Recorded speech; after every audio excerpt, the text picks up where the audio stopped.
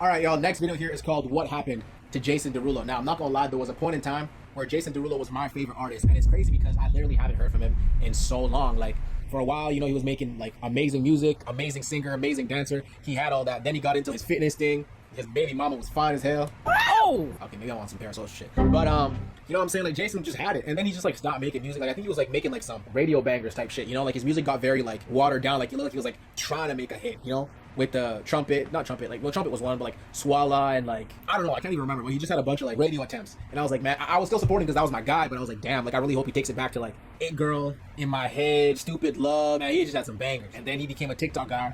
Started going crazy on TikTok, and like he started becoming a host for a show. And like the more he started progressing in other things, he just started leaving the music behind. And I was like, damn. And eventually I just kind of fell out of touch. But let's see where he's actually been or what actually happened. In the early 2000s, Jason Derulo had the pen, the pipes, and the pop appeal. It looked like he was about to moonwalk straight into R&B royalty. Somewhere between the acrobatics, social media thirst traps, and auto-tuned anthems, something shifted. What once burned bright suddenly felt cold, mechanical, and curated for clicks instead of connection. Jason USA.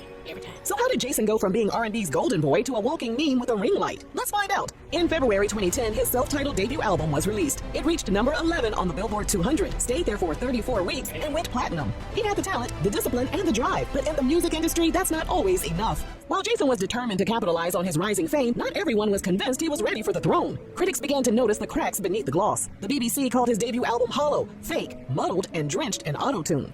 Reviews for his second album were also mixed, with Entertainment Weekly saying that while Jason swung hard, he often missed and wasn't rooted in any genre outside of people-pleasing pop. Others described the album as safe, synthetic, and too commercial. Between 2013 and 2015, he dropped 3 albums in an attempt to regain momentum. Sadly, no one cared. His 2013 album Tattoos wasn't even certified in the US. A few years later, his career hit its lowest point. Variety website reported that he hadn't had a major hit in years and had quietly faded from view. Part of it was timing. The sound of pop had changed. Listeners were gravitating toward darker, moodier production and artists with rawer, more authentic storytelling. There was also the problem of identity. Jason had built his career around versatility, but somewhere along the way, versatility turned into invisibility.